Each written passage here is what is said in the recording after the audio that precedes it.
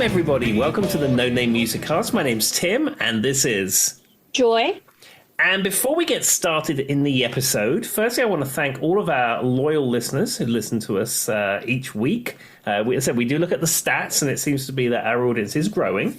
But I would just ask if you are on any of these podcast platforms, whether it be iTunes or probably not iTunes, Apple Podcasts it's probably called, Spotify, Google Podcasts, Stitcher, any of that kind of stuff. If you can rate and write a little review about us, that would be fantastic. It does bump it up in the stats, so people we find our podcast a lot easier. And likewise, if you are signed up to any of our social channels, such as Instagram or Facebook, if you could share those posts with your friends, if you're feeling that way inclined, that would be fantastic. As I said, we really enjoy doing the show, and we're always trying to build our audience. So if you're able to do that, we would thank you. And we'd like some interaction. I feel like we have a lot of likes and things like that, but not a lot of comments. We'd love to hear what you guys think about what we're actually saying, because it could help us develop new episodes, thoughts, whatever. Yeah, absolutely. And if anyone has got any ideas about topics that you want us to tackle, you can put that into any of the social things, the Facebooks and the Instagram, and we will do our best to cover those. So it's my turn to pick the topic, and I'm not going to reveal the topic just yet this week. However, I was very excited a few weeks ago that my favorite guitar player, Brian May, has released a new video. And I'm going to describe this video. So he put out a solo album 30 years ago, and it's the title track of that album called Back to the Light. And what he's done is he's become a time traveler. That's how he describes himself. So what he's done is he's taken himself, 2021 Brian May, and he's dropped himself into a 1993 performance at the Brixton Academy. And the video starts off and he's in the audience, and then, something magical happens. And then all of a sudden he's on stage with his 30-year-old self, and they are trading licks and all that kind of stuff.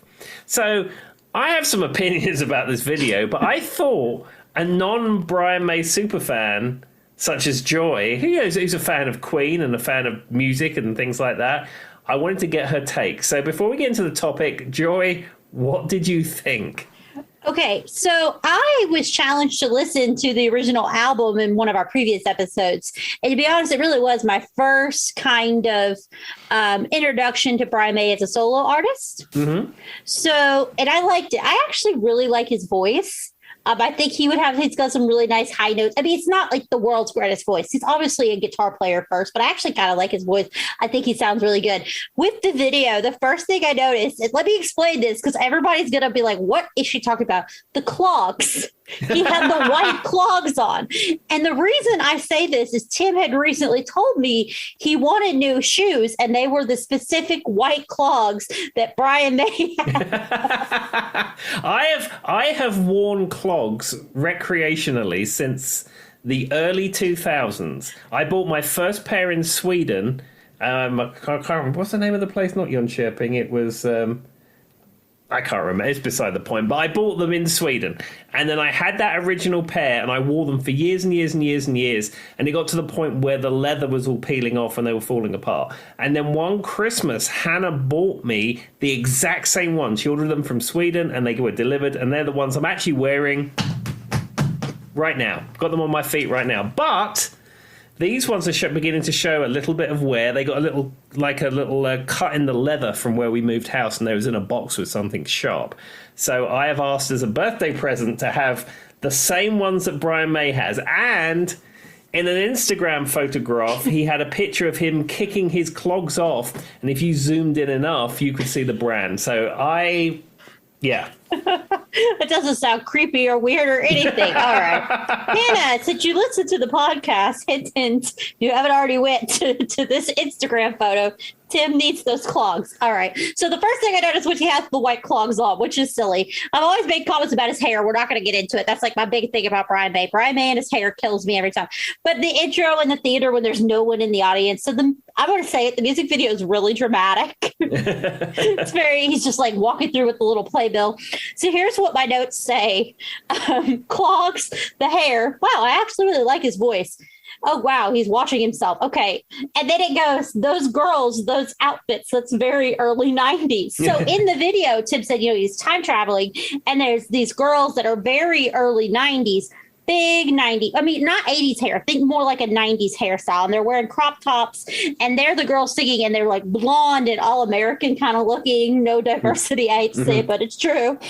I was cracking up because crop tops are back in style now. Like that whole thing is back in style now. And those girls could be seen on Instagram, but now they're in the time traveling Brian May video. Anyway, and then I said, my other note says, how many cymbals are on that drum set? Because I flashed the drum set, and there's like 37 cymbals. Like you see at least 2 hi-hats and at least 4 crash cymbals. Well, okay. it's the legendary rock drummer Cozy Powell. I mean, he has to have a massive drum kit. That's just what he had. Gosh, what was I thinking? All right. So then I was asking, and this is really a question for Tim. So I was watching so he's thinking back and forth. You're kind of seeing, it's like you see Brian May, modern day Brian May, but then the background is the old, it's just like kind of like he's slicing and dicing himself in the video. Mm-hmm. But does he have 2 different guitars? No, they're identical. That is the Red Special that he made with his dad in 1964. And it's been refurbished a number of times, and also the quality of the video is different. So it might look like it's a slightly different color, but it is exactly the same instrument. Because I knew from you that the new one was the Red Special, but then when they kind of went back to the 90s, it looked kind of peach oranges. So I was trying to determine, was it the same car? A car, guitar, not car. And then I said it was kind of cute at the end when they've got themselves shoulder to shoulder. And he puts his hand over the old one, and he's the new one. Kind of made me tear up. And I was reading through the comments on YouTube, and everybody's like, "It's kind of cheesy, but with COVID and everything, it kind of made me tear up too." There you go. That's what I thought of the video. But also, I really like that song. Yeah, it's a good song. I think the concept is a bit wacky. But I don't know, it's different. I haven't seen, he said that he didn't think anyone had done a time traveling video before like that, and I think he's probably right. And I can't think of anything. And I spoke to a friend of ours, Ross, who knows a lot more about video editing and green screen and production than I do, and he said it was actually very well done. And I must admit, when I heard about it, I thought this is going to look terrible, but it doesn't look terrible. It was actually really cool because, like, when I say slicing and dicing, I don't mean like you see like he's saying like I mean, it was literally like at one point you see modern day Brian May and the drums and the girl singing in the background, and he's there. You can't. It like went so quickly, kind of back and forth, and it really didn't have like that like, you know what I mean? It was very well done. Mm-hmm. Like I thought it was pretty cool. It's just kind of like, like I said, a little cheesy in a way, but pretty cool. And to be honest, I mean, the song's really good. He didn't make it over the top. I do like how he kind of simplified it. Here's me. Here's the old, this concert. He's not like going out in a rocket ship or anything. That would have made it worse. Well, there we are. Well, I appreciate your feedback on that video. I will put the link in the Facebook group. So I'm not sure I made any actual relative comments besides girls, shoes, cymbals. It's not 2 different guitars. Yeah, and tears. Fair enough. All right. Splendid. All right. So we are going to now get into the topic of this episode. So as I said, it's my turn to pick, and I have chosen this week the music of James Bond. Oh, Lord. How did I not see this episode coming? I should have known. So the question I have for you, Joy, have you seen any or many James Bond films? I've seen a handful. I mean, I'm not going to say it's many, and I'm not going to say I'm like an expert, though I do like some of the soundtracks, and you've made many comments about certain people who sing in soundtracks that song is found. I mean, I'm like, Goldfinger, that kind of thing. We've talked a little bit about it. So I do think I'll be relatively familiar with the popular ones, and it sounds like there's a lot of artists have been on these soundtracks that I might not even realize, because who was it we were talking about in one of the previous episodes? And you said, well, she was in it was a girl. But when I said she doesn't match her voice. Who was it? Not Sheryl Crow.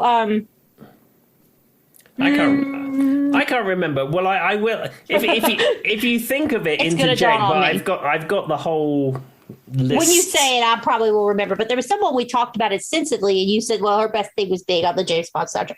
And to be honest, a lot of what I know is probably going to come from talking through Tim throughout the last few years, because he does have some interesting thoughts, feelings about James Bond. Well, there we are. Well, I'm just gonna start this by talking about the legendary James Bond theme, which is that bum bum bum bum bum bum bum bum, that theme. Okay, so it's often incorrectly credited to John Barry, because John Barry was an orchestrator who wrote a lot of the original classical scores that went along with some of the first James Bond films. Okay. And a lot of people assume that it was John Barry who wrote that iconic James Bond theme, but it was in fact a chap called Monty Norman. So what happened to Monty? Why does he never get any?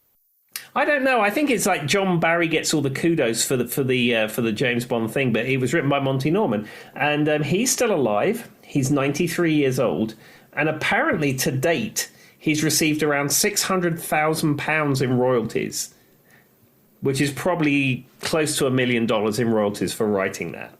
I mean, that's pretty good, but I mean, think about how many times it's been used. How many James Bond movies are there now? Oh, 20, 30. Goldfinger, yeah, No Time to Die, yeah. Casino Royale, Skyfall.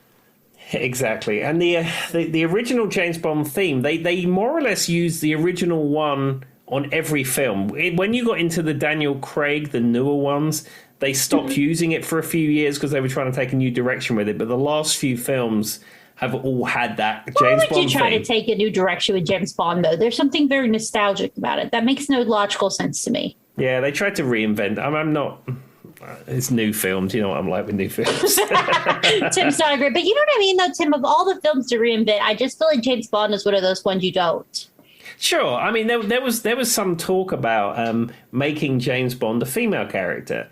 And, you know, I'm all for equality and everything, but James Bond is James Bond. That's who he is. That's the character. I mean, that doesn't bother me so much as long as maybe they step to his... Because one thing I understand where people are coming from with the whole female thing, and I'm a very big feminist. If you haven't listened to this podcast, it shouldn't come as a surprise. But one of his traits is being like a playboy, in a sense. Yeah. So that's kind of hard to replicate, so I kind of get that. But if they did it and they did it well and they stayed to him being this, spy and everything, I could probably get behind it. But if they try to deviate too much and focus too much on the female thing, and I could see how we could get dicey. I feel like James Bond is iconic. And anytime you try to... Now, one thing I do think would be cool, and I've heard people who don't like this, and I think they're being jerks. Have you seen they've tried to peg some African-American people to play as James Bond now, too? Yeah, that's fine. That's fine. And so there's like a big upkick about that. I'm like, okay, you guys just need to stop. It would not make any difference. But I do understand why the nostalgia side of it would be hard if you put a female in it. Just like other movies they've done that with. I'm all for it. Let's try it. But you have to do it very... You know what I mean, Tim? There's such a fine line that it'd be hard to do it well. Yeah, and that's the thing. The James Bond character, like you say, he is a playboy, and he's been depicted as a womanizer. He's been depicted as especially like in the Roger Moore era, kind of a cheeky kind of thing. And I don't think if you had a woman as a James Bond or as James Bond, it wouldn't be the same thing. Yeah, I mean, I think it would be cool, but I don't know that it would be hard to establish as a James Bond movie. It would just be more of a really cool female spy movie. Do you know what I mean? Yeah. Like, I don't know that my brain would associate it as James Bond. And the thing is, would she be Jemima Bond or... Jamie can be a female... Janie Bond? I hadn't thought that part through. I'm over here thinking of the logistics, like always. Well, what would her name be? She could be Joy Bond. Thank you. There we go, see. That's actually my real name in real life, guys. I'm actually the person that's pegged to play James Bond next. You just didn't know. No Name Music exclusive. Actually, I know what the perfect name would be. Jilbo Bond. Jilbo Bombs. Okay, Jilbo, you're up. Anyhow, get back to the James Bond theme. So the original theme was recorded on the 21st of June, 1962. And the guitar line, they'll call it a guitar motif, was played by a guitarist called Vic Flick. Wow, what a name. I wonder, that can't be his real name. Like, that has to be a guitar name. No, his name is Victor Harold Flick. That is his real name. Okay, well, that just was destined. You might as well be like, I saw a thing where it's like, Alicia Keys. Keys can't be her last name, right? She's the pianist. He's just lucky. I mean, that sounds like a guitarist name, right? Yeah. Flick. Yeah, Flick. And Vic Flick is still with us. He's 84. And he lives in Surrey in England, not far from where I used to live. And yeah, he's played with some other people. Played with Tom Jones. Played he with getting those royalties too, then? Yeah, Herman's Hermits. But no, he was for the James Bond theme. He was paid a royalty fee, and he was paid £6 in 1962, which I'm sure, Aww. if you account for inflation, is $500 or something like that. That doesn't seem worth it considering how much money you said they're making. No, but I think we covered this in a previous episode with a session guitar playing, Yeah. and you go in, you play the thing, and then you leave. Thing is, he probably It was the last episode. yeah, he probably has recorded 50 other things that have never seen the light of day, and he got paid the same money for all of those. And just because it's become this massive, iconic thing, it was just a job. I mean, I guess that's true. You say it like that. But there we are. Well, anyhow, so Mr. Vic Flick, if you're listening, come tell us how you feel. I think, in all honesty, we got more chance of getting Vic Flick on the podcast than we have like Paul. Do we know if he's alive? No, the chap's still alive. Okay. Wikipedia says he's 84 and he's still alive. Okay, well, there we go. Vic Flick, if you're listening, first of all, I think your name's pretty cool. Second of all, yeah, I bumped the table. Sorry, Tim. I said, second of all, if you're listening, please come join us. We will let you talk about the James Bond theme as much as you'd like. And anything else you want to talk about? Guitar playing, recipes for pie, whatever. Whatever you're into, Vic Flick. So anyhow, what I'm going to do is I'm going to go through some of the greats in the realm of James Bond music. So all of these James Bond films, what they do is they typically have an artist who's very popular at the time, and they commission them to play or write a piece of music or perform a piece of music for the James Bond film. I remember Carly Simon. Was it Carly Simon we were talking about? Yes. Was she part of the James Bond thing? Yes, and that was the first one I was going to come on to. Okay, there we go. Perfect segue. So from The Spy Who Loved Me, you have Carly Simon doing Nobody Does It Better. Yeah. Which has also been, like, I think a hit that's been outside of James Bond, because I've heard it outside of the movies. Yeah, it's one of those James Bond songs that exists outside of the Bond universe. Some of these songs, which I'm going to get to, are iconic with the film, and it only exists in the film. But Nobody Does It Better. Like you say, I think a lot of people would know that song and not necessarily know it was from a Roger Moore James Bond film.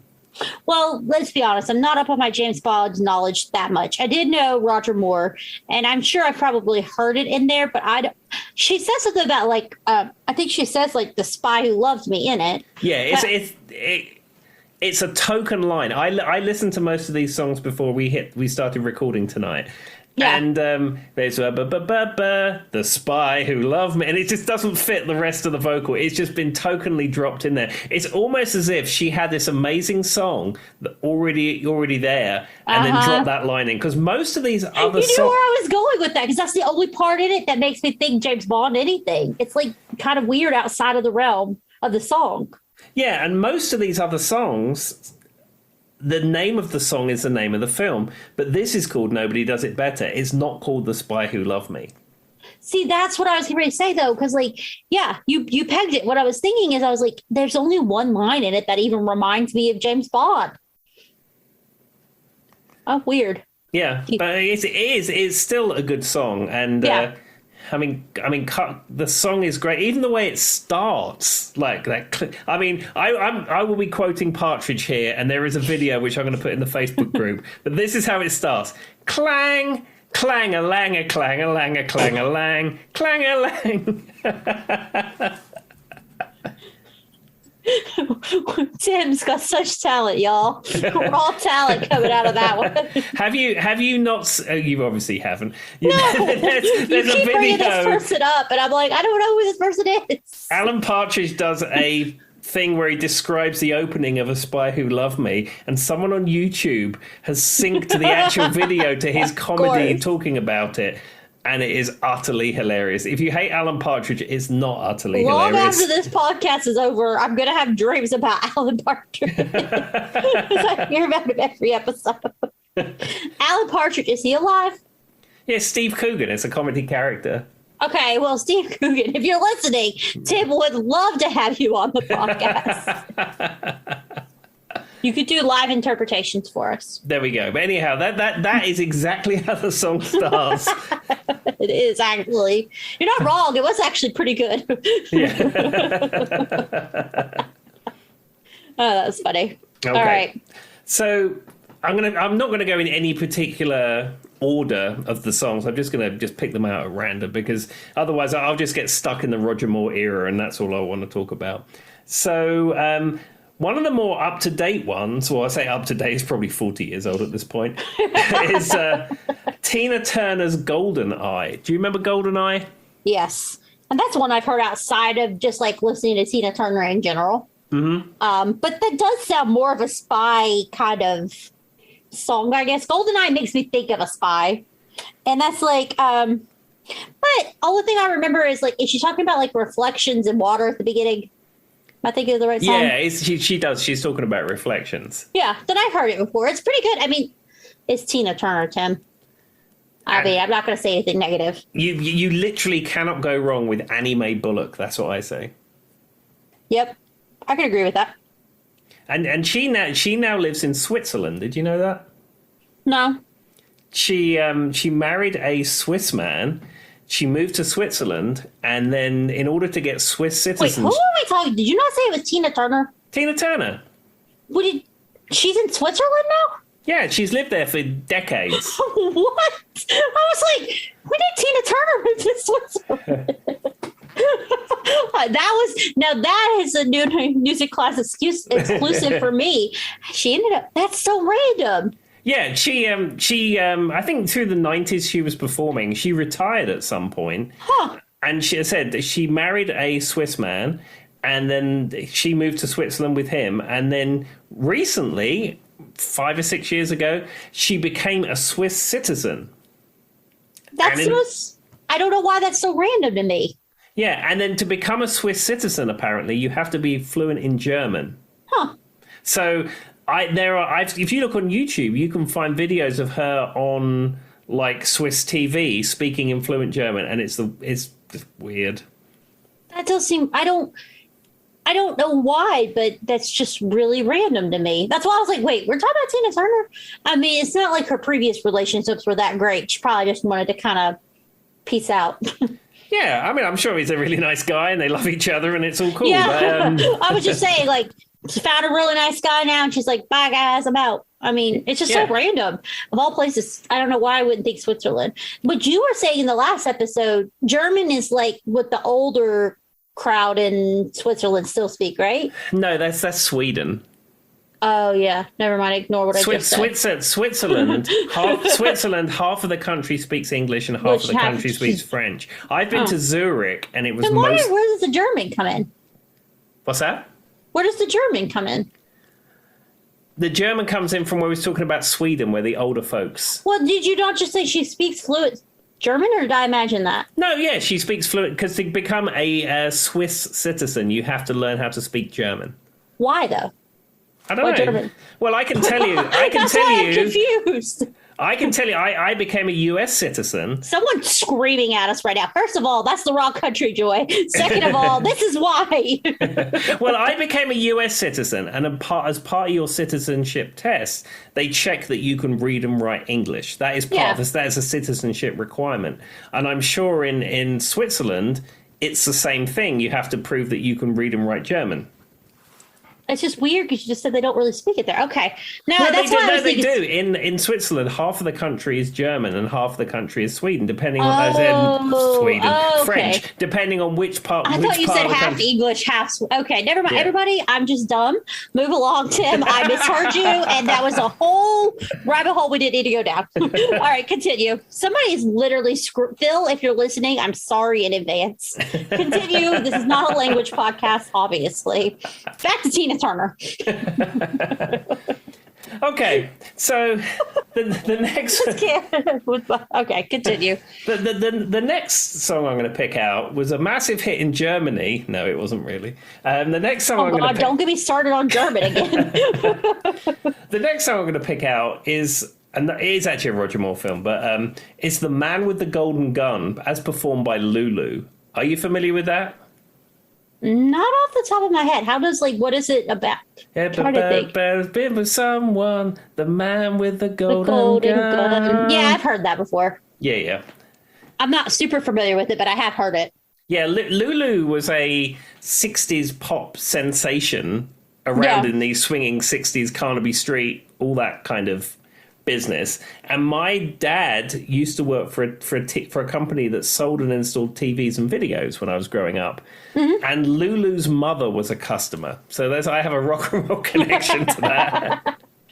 I thought you were going to be like, and she speaks German. And I was going to be like, no. So Lulu is just Scottish, right? Is she Scottish? Yeah, she is. Okay. Yeah, she's got blonde hair. I know who she is. I just didn't recognize the song off the top of my head. There you go. But anyway, that's my rock and roll connection to Lulu. Basically, her cousin is what you're saying. Yeah, I mean, we don't. Since I moved here, we don't talk as much. Don't really talk out. You and the Lou aren't hanging out anymore. That's what Tim calls her. He calls her the Lou. Yeah. Just between friends. Right. What's next about James Bond? And this podcast is taking a turn. I'm gonna pick out what I would say. There's the top three of the James Bond things. We've already done one, which is Carly Simon, and this one is probably the best ever. Okay. And it's "Live and Let Die," Paul McCartney and Wings. How did I not? I knew that's where that was going. Which obviously I've heard "Live and Let Die" a million times. I've heard it outside of James Bond films many times. Yeah, it's one of those songs that completely exists outside that universe. And I'm sure there's a lot of people who know that song and like that song who have absolutely no idea that it came from a James Bond film. With the same name, right? In the 70s? Yeah. It's from the film "Live and Let Die." I don't think I've ever associated the two together till you just said it. So I'm one of those people, I knew the film and I knew the song, but I don't know that I really associated them together. Yeah, Paul McCartney wrote that song for the film "Live and Let Die." Now I'm trying to think. Yeah, I truly don't know that until you said that and I made those connections that I knew either. There we go. See, that's proof. I'm learning all kinds of things tonight. And then, of course, Guns N' Roses covered it in the 90s. Yeah. I wasn't that big on their cover, though. No, but there's a whole subset of people who think "Live and Let Die" is by Guns N' Roses as well. Well, that brings up an interesting topic, and we're just going to say it. What is one, think about remakes, Tim. What is one remake that you think people don't realize is a remake besides that one? Well, I think I mentioned it once before on here, and it's "Status Quo's In the Army Now." Yeah. And that is a remake from a German band, and it is almost identical. And I didn't even know it was a remake until about 2 years ago. I think for me, it's always going to be "Girls Just Want to Have Fun." Yeah. Cyndi Lauper. The guy, I don't even remember his name. It's creepy if you hear the guy version, honestly. I know we've talked about it, but that's probably the one I always think of when people ask who it's a remake. And of course, some people say Dolly Parton and Whitney Houston, but I think that Whitney Houston, yeah, I think that one's pretty known now. But I tell you, I mean, I remember at the time nobody knew it was a Dolly Parton song. So, because certainly in England where country music was not a thing. I mean, now it is more of a thing. People are aware of country music, and internet streaming and all that kind of stuff brings country music to a wider audience. But certainly when Whitney had that out in the 90s, I think it was like late 80s or early 90s, whenever The Bodyguard 90s. came out, it was like a thing that DJs would say on the radio. I said, oh, and there's Whitney Houston. Did you know that's actually a remake of a Dolly Parton song? And we're like, really? Well, I mean, that does make sense. I knew it because my mom listened to 90s country a lot growing up. So I'd heard the Dolly version. And my mom preferred the Dolly version. Not that she didn't like Whitney. She just liked the Dolly version better. She liked the way it sounded. So there you go. There we are. Okay, well, we move on to another one. So we have spoken at length on this podcast about Tom Jones, who you wasn't aware is some kind of British institution. It's so weird to me every time I hear it. And as I said, I've seen Tom twice, and he was fabulous. He's the voice. He is the voice. And as I'm sure you're aware, he did one of the very early James Bond films, and he performed Thunderball. Thunderball. I do, and I've seen I've seen like videos to it, and there's like it's always like the girl and the guy from the movie together. Which he does have a voice that kind of works for what I think. Well, we've talked about this before with him. He's got like a grandiose kind of voice. Like you're not going to hear him doing a whole lot of harmonics or like falsettos, and like he's just the voice, like a very distinct sound, a very in-your-face kind of voice, which kind of works for I think like a James Bond theme. Yeah, or song. And especially with the kind of orchestral backing that song has, his grand voice and the orchestra and all that kind of stuff. It's classic early Bond music. So it makes sense why he would be tapped to do that. Like he seems like somebody, and because his voice is so strong, he could easily, I don't want to say compete, but and not even sing over, but you have to have a really strong voice when it comes to singing with orchestras. Yeah. And so it works very well. Absolutely. And I think on both the occasions I've seen Tom Jones, or just once. Actually, no, I think it was just the once. When I saw him in Vegas in the late 2000s, he performed Thunderball. And it was just as powerful and as amazing as it is on the track. And when he hits that final last note, it's just, break glass. He struck like a thunderbolt? Oh! We are weak. Sorry, I couldn't help myself. Well, that makes sense, though, because I feel like Tom Jones is somebody they don't have to put a whole lot of... They probably don't have to do a whole lot of auto-tuning to his voice, I imagine. Oh, no, that's sacrilege. That's like taking a piece of taking a piece of fine art and smudging the edges with methylated spirit or something.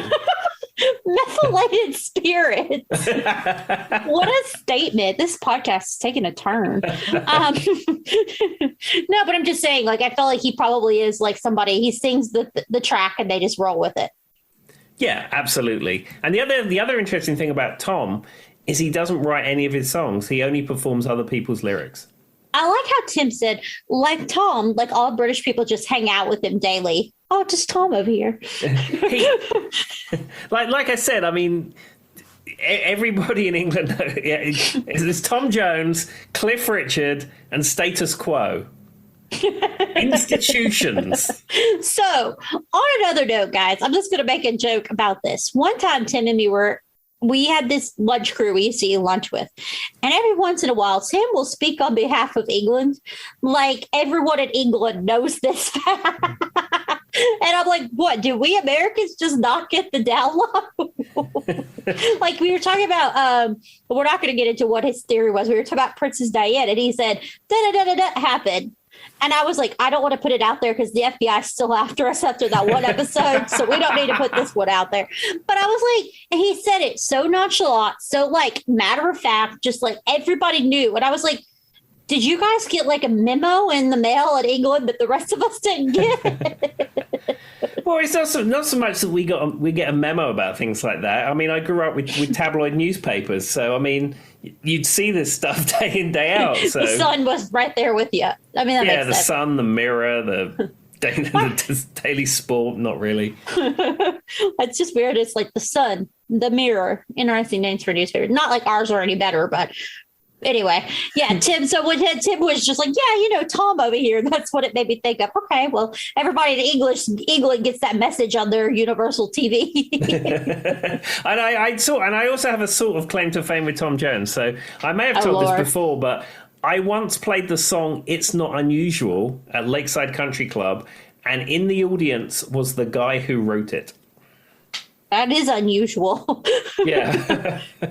How did he come up to you guys afterwards and say something? How did you know he was there? The compere of the club that we played. This club is famous for darts, the Lakeside in Frimley. Okay. And they have like a Christmas season where they have variety acts and comedians and things like that. And one year I did a Christmas season, so I played Thursday, Friday, Saturday from like October through December. Yeah. And it was somewhere in the middle of that run. And the compere had worked there for years. And of course, being in that variety business, people and you know who these people are. And we finished our set, I think, with "It's Not Unusual," and we came off stage and the guy said, "Oh, do you know who's in the audience?" And was like, "No." And I can't think of the guy's name, but he said, "Oh, blah blah blah," and he's the guy who wrote that song. And I went, "Oh, that's kind of cool." That's really random though. Did you guys play that song regularly, or was it just like on a whim? No, it was part of our set. The Guilty Party had a set list of 30 songs or something. And they were completely set in stone to the point where set lists were laminated. That's some serious set lists right there. I mean, like every other band I've played in does rotate through songs or learn new songs, but the Guilty Party had a set that worked. People liked it, and to the point where they printed and laminated the set list. I mean, if it works for you, don't. It's that saying: if the wheel's not broken, don't fix it. I guess. Yeah. So you probably did you get tired of playing the same songs all the time? Yeah, absolutely. And I think I haven't played in Guilty Party for 20 odd years maybe at this point, and I could probably still play all those songs off the top of my head without thinking about it. So it's not unusual to be loved by anyone, but It's Not Unusual. Was that probably his number one hit in Europe? I would say that's the most known hit for him in America. Yeah, I mean, he had a more of a contemporary career after the fact, and he did a duets album in the 90s where he recorded newer songs with a lot of newer artists, and it really pushed him back out there into everyone's sort of knowledge of him.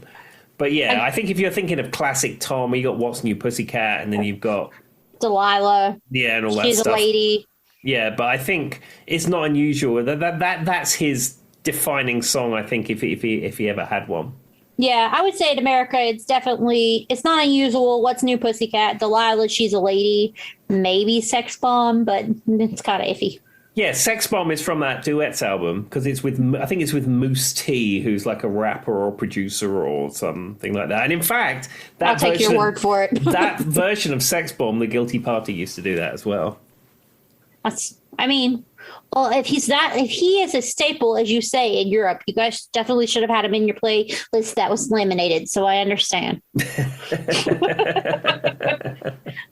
It's just so baffling to me how that works. Cause I don't know. He just always kind of to me, he's always just been like this dude who was famous at one point, had like 3-4 songs, played on that kind of old school kind of swinger, but has a really great baritone voice. Mm-hmm. But he's not a household name. So it's just so weird. And I'm sure there's plenty of people in America that are household names that aren't household names in Europe. That one's just baffling to me, and I don't know why. Well, I think we discussed before, Jimmy Buffett is not a household name in England.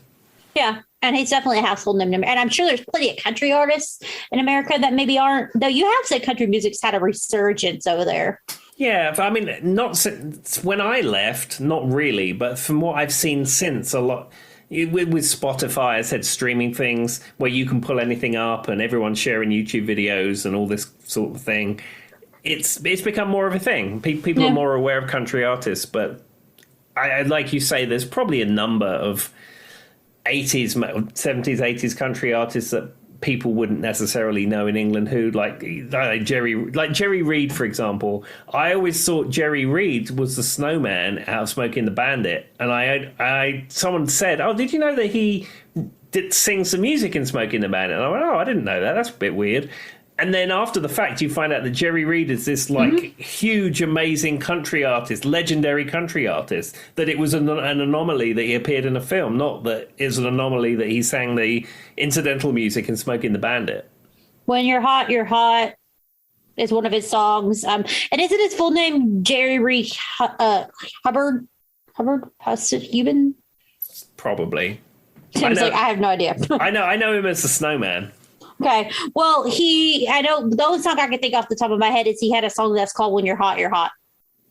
I know he had a song called Eastbound and Down, but I didn't know that. Well, yes. Which is now in my head. Thank you, Tim. Oh, no, my pleasure, Okay, let's get back onto this. I thought this was about James Bond. This loose topic of James Bond music. God. So I couldn't, in good conscience, do a James Bond episode without mentioning the music for my favourite James Bond film of all time. And in fact, I'd maybe say the greatest film of all time. And that would be Shirley Bassey performing Moonraker. Which I've heard many times, maybe Tim's favorite. Why is it your favorite, Tim? I like it because it was around when I was growing up. It's from the 70s, but I mean, I sort of discovered it when it hit TV in the early 80s.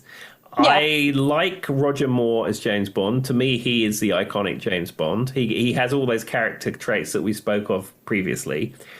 And I had it on a videotape growing up. And much of the films I like now are the same ones I like then because I had them on a tape growing up and I watched them a million times.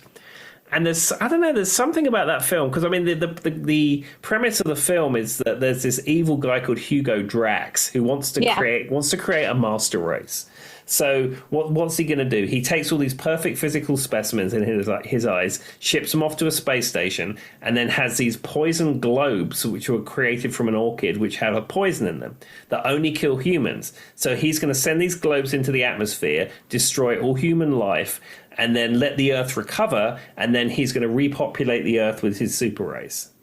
You know what's crazy about that? That sounds extremely close to Thanos in Marvel, because he was going to destroy everybody and just basically restart new. But I don't know. I like it because it's about space, which I find fascinating. It's about space shuttles, which I've always enjoyed. And it has a lot of ridiculousness about it. And it was released at a time when space opera was a thing, when Star Wars was first out. Yeah. I mean, that makes sense. And you kind of... From what I know about you, you're really into space. So I see why you would associate yourself with that one specifically. I have heard, though, the Moonraker song, that it was pegged for a bunch of other people before Shirley Bassey got it.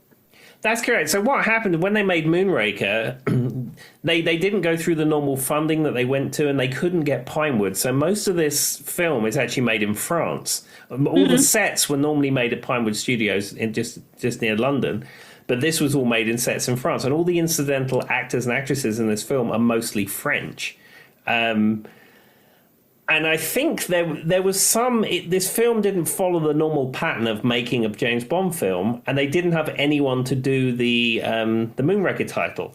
And it's very unusual that somebody who'd done a James Bond music before would do it again. And Shirley Bassey did Goldfinger. And then she also did Moonraker. Which Goldfinger is probably my personal favorite, if I had to pick a song. I mean, she has a great voice, so I get it. And it works for that kind of, like we were saying with Tom Jones, that kind of feel of like James Bond. Exactly. But I mean, as I said, I love Moonraker. I've got all the Moonraker merchandise that is possible to buy. And I don't care what people say online and they say it's the worst one ever made. It's my favorite, and that's what I like. Tim likes what he likes, and he's not doing it. In some ways, sometimes it's... I love those movies, though. And there's other movies like this, and you'll probably think of a few. Like, I've heard of Leprechaun 2 and different things like that in some way have become cult classics, even though they're viewed as, like, the worst in the world, right? But that cult classic thing is so fun. Yeah, and this is something that I live by my life by, and I think everybody should do the same. If you like it, you don't have to justify it. There's no reason to. And it's silly to think that you should have a guilty pleasure.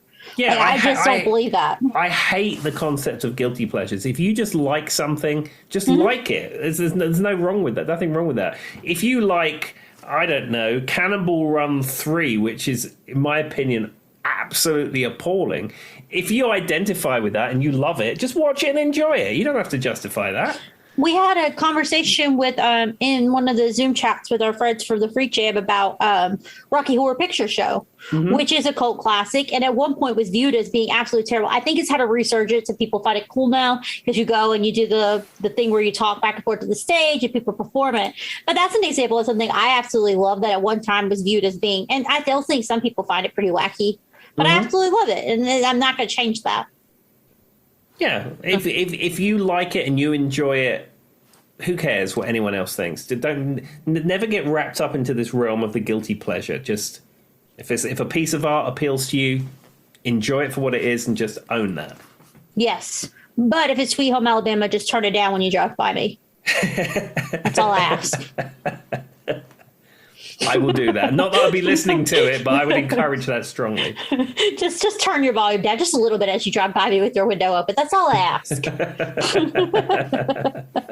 Okay, so let's turn this back over to more James Bond songs. So, I was talking about the top 3 in the realm of James Bond film music. And I think this is definitely one in the top 3. A lot of people that say the film it comes from is not necessarily the best one. I enjoy it, but you know, I like what I like, and we've just covered that. But this is Duran Duran, A View to a Kill. A View to a Kill, which is the same name as the movie, right? Yes, absolutely the same. Okay. The only thing I can think of that is I've seen the video, and they're wearing berets. Well, they're in France, and obviously all the French wear berets. I mean, that's obvious. I just remember, like, little berets and, like, trench coats. Well, you see Simon Le Bon and co., Nick Rhodes and Roger Taylor. They're blending in with the Parisians by, like you say, wearing a long coat and a beret, because no one would ever notice that they're wearing like headphones, and they've got like they do have headphones on. Yeah, and they have a Walkman that flashes things up. Well, Tim, it's about as good as Elvis hiding in Vegas in a white suit sitting next to you at the table, right? About the same. Hiding in plain sight, I believe they call it. That's all I can remember is the berets and the little trench coats, and they're like running around. That's it. But it is a great song. And the funny thing is about how this came about is that Cubby Broccoli was a producer that was over many of the classic James Bond films. Mm-hmm. And Simon Le Bon was at a party, some industry party where Cubby Broccoli was at. And he was he had some courage brought to him by the courtesy of a few drinks. And he got introduced to Cubby Broccoli. And he goes, "Oh, Cubby." He said, "When are you going to start having good music on your films then?" And Cubby Broccoli said, "Why?" He said, "Write me a song and we'll consider it." Is his last name Broccoli? Broccoli. It's Albert R. Broccoli. Is the producer of the classic. There are people with the last name Broccoli? Yeah. What? This is a no-name newscast. I've never met or heard of anybody with the last name Broccoli. And the reason that's so weird to me, so like our last names were formed from like things our parents. So like if your last name's Farmer, they were farmers at one point, right? Yep. It's been Morrison is the son of Morris, things like that.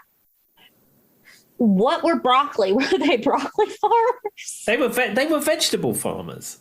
He comes from a long line of vegetable farmers. It's just like it would have been funnier if it was like Broccoli's son or something. I like from that whole story, all I got was that guy's last name was Broccoli. Is there like a lot of people in Europe with the last name Broccoli? I've never met a broccoli or a sprout. Was there a cauliflower? Paul, yeah, me and Paul Cauliflower, we used to get together. We had a great time. Okay, I'm going to look this up. Last name Broccoli. Let's see. Okay. The historical name, it's Italian, a form of Brocco. Apparently it's Italian. That's all I can see. That's from ancestry.com. Broccoli surname meeting. Okay. Italy. It's just basically it's just Italian, and it's I guess broccoli in Italy is Brocco, and we've Americanized it, or I guess Englandized it, or whatever. Mm-hmm. But yeah, apparently it's Italian, and that's all I got from the internet. There you go. I'm glad we've covered that one. People are listening to this podcast going, I thought that was a music podcast.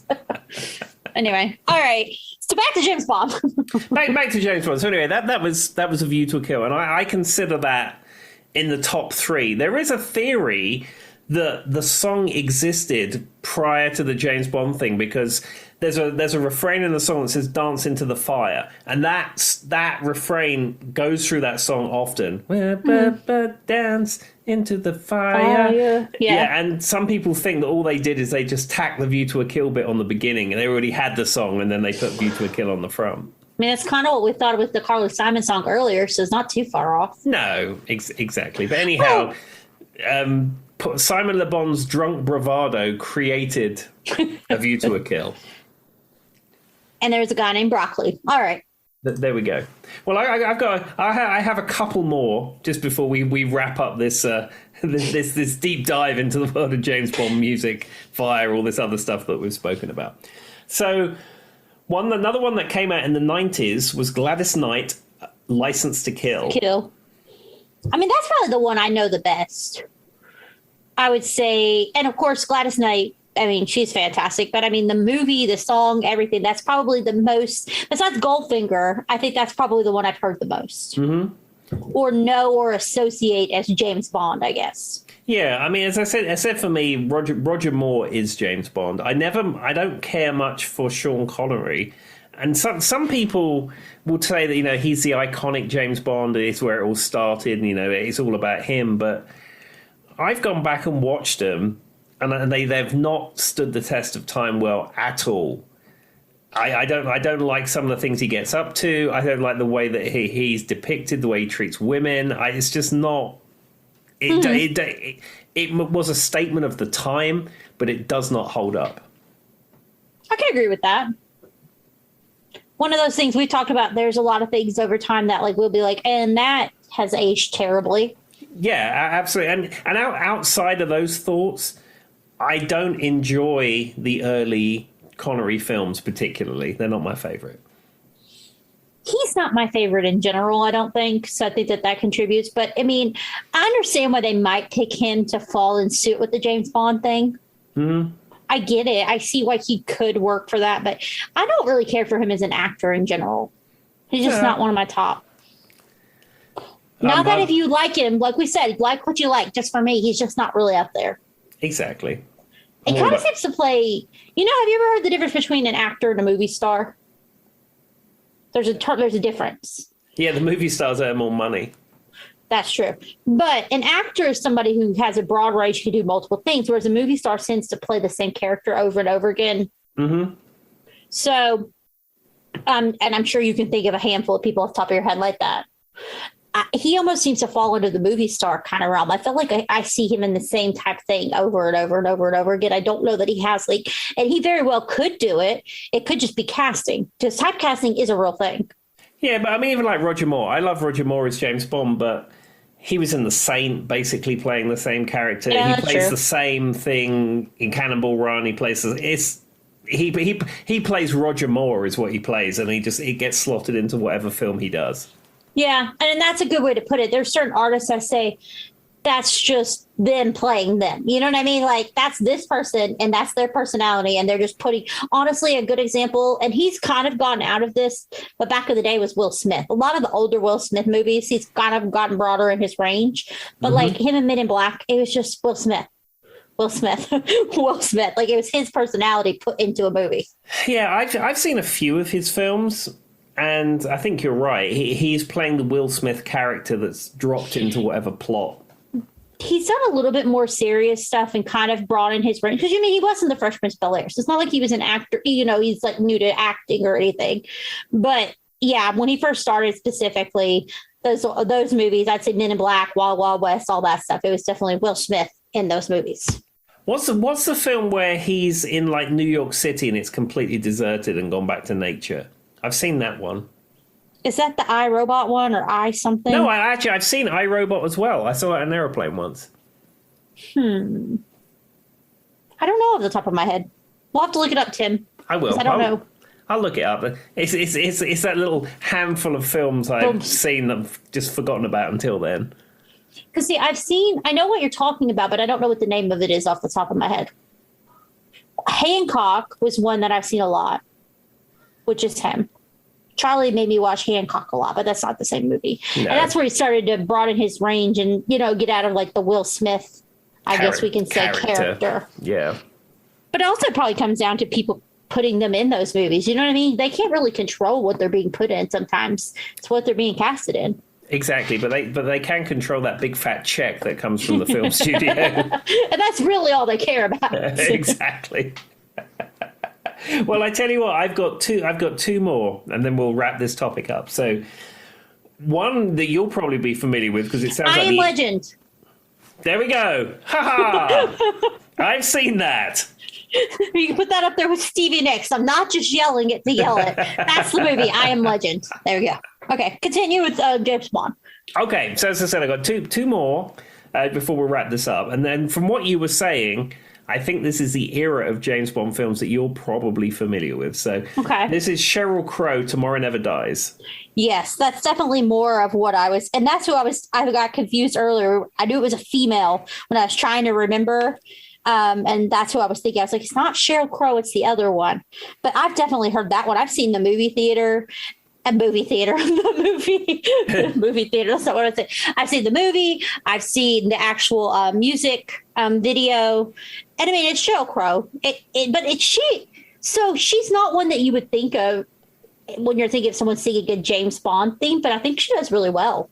She does. I love Sheryl Crow. Sheryl Crow is fantastic. She cannot do anything wrong in my eyes. I discovered her with Tuesday Night Music Club, and I've followed her career and admired her music ever since. And I think I told you, we discussed some time ago, I have a live concert of hers from the Ryman Theatre, and it is just amazing. Her vocals, her songwriting, everything about it is great. And that song specifically, speaking of Sheryl Crow, The Tomorrow Never Dies, I mean, it definitely was written for the movie. Because it doesn't sound like, I mean, he's talking about like killing, puddles on the floor, girls, guns. Yeah, it's not a Sheryl Crow song in its traditional sense. Not at all. So like we were talking about other ones, it seems like maybe they piecemealed it for the movie. That one definitely was right up there with the movie. Yeah, I would 100% agree. And that was like what, late 90s? Yeah, it was something like that. Tim, you've watched a movie after 95? Joey, I have. As we've discussed, I've seen Men in Black. I've seen I Am Legend. I've seen iRobot. Okay, I'll let you go with this one. I've seen some things. I like my my self persona of only knowing media prior to 1984 or whatever it is. I've been around. I've seen a million faces. I've rocked them all. What do you think of Pierce Brosnan? Pierce Brosnan, in my opinion, played James Bond the best of the newer James Bond actors. I think he brought the cheekiness of Roger Moore to the character and yet still modernized it to some degree. I thought Timothy Dalton was just too dark. His reading of the character was just too dark and serious. I think Pierce Brosnan brought that fun cheekiness to him. There's a scene, I forget which one it is. He's on a ski boat thing, and he's riding down the Thames chasing Russians or something. And then there's a boat that pulls out. So what he does is he gets the jet ski and he dunks it under the water, and he goes way under the water. And of course, he's wearing a full dinner jacket. And then he comes up the other side and he's soaking wet. And the first thing he does is make sure his tie is straight. And it's like, yes, that is what I want in James Bond. Just that. I know exactly the scene you're saying. And actually, I really like Pierce Brosnan as an actor in general. I like him. I think he was a good fit because you said he's not that dark. There is some silliness to James Bond. There should be. Yeah. It shouldn't be like, it should be that serious. Yes, it's an action movie. Yes, he's a spy. Yes, he's, chasing, Russians or whatever, but it's also ridiculous. You know what I mean? Like 007 is supposed to be ridiculous in the sense that he's over the top. He's a womanizer. He cares about, like you said, fixing his tie. And I really like Pierce Brosnan as an actor in general. Mm-hmm. And I like to miss James Bond. That's why I asked. Now, another thing, though, is you said you've watched Mamma Mia. Oh, there's one Tim watched he watched the live show, but he's watched something since 1995. And one of them was Mamma Mia. In the musical Mamma Mia, Pierce Brosnan is the guy that ends up getting married to Meryl Streep at the end. He sings in it, and bless his heart, Pierce Brosnan cannot sing. And they talked about behind the scenes when they told him he was going to have to sing. He was like, oh no. And they had to coach him through all of the singing, and it's still really rough. And he said many times, I'm good at a lot of things. Singing is not one of them. Well, that's good. Knowing when to stay in your lane is it's a good quality to have. But they did a really good job of they gave him almost like the verses. They're kind of speaking verses. Mm-hmm. So because he does have to be an actor, sometimes you have to have a really good quality voice. Like you do have to have a nice tone to your voice typically, right? Mm-hmm. So it's not like his tone is bad, but he has no sense of rhythmic. So they did a good job in putting him in places that worked. But yeah, there's a very funny interview, and I'll see if I can find it, of him talking about singing on Mamma Mia and how he hated it. Well, if you find it, post it up in the Facebook group for all of us to see. Okay, so I'm gonna round out this deep dive look into the world of James Bond music. I don't know if it was so much about James Bond, but continue. This one, I'm not a Madonna hater at all. I like Madonna. I think she's done some good stuff. However, I would say Die Another Day is probably the worst. That's the one from 2002, right? Yeah. It's the problem with it. If this was just a dance song, a Madonna contemporary dance song, it would be fine. It's just the kind of stuff she was making at the time. It is not a James Bond song. No. And I don't even know, does it really say any? I mean, there's a lot about Sigmund Freud. I remember that. But I mean, does it really say anything about being a spy? No, it's just like she says "die another day" a lot, and it has a voice. And then another day, all at the end. It has the whole. It's like the Will.i.am auto-tune effect thing on her voice. And she really got into that towards the late 90s, though. Sure. And as I said, I haven't really got a problem with the music she was releasing at that time. I mean, that's, she was performing what she wanted to perform. It's just a weird choice for James Bond. Yeah, it's not a good James Bond song. Because when I think of a James song, I think of, like we said earlier, the grandiose, larger than life, literally hit you like a thunderball orchestra type. That's the thing. It's just to capture you, almost like Shaft, kind of in another way. Another way to think of it is like the Shaft theme song, something like that. And no offense, Madonna, especially, she might have been able to do it because she does have a great mezzo-soprano voice. But I mean, what's a good example? Papa Don't Preach, or, she kind of does she has had songs that are grandiose and larger than life. That's the only one I could think of is maybe Papa Don't Preach. Or what's the other one about during that time where she was pregnant? Was it Papa Don't Preach? Papa Don't Preach. But there's another one I'm thinking of that has that same thing, but I can't think of it. Anyway, those songs are kind of like, or Like a Prayer is what I'm thinking of. Yeah, Like a Prayer. See, if you had Like a Prayer as a Bond song, I mean, the lyrics would need to be different, but like you say, it has that huge, big sound.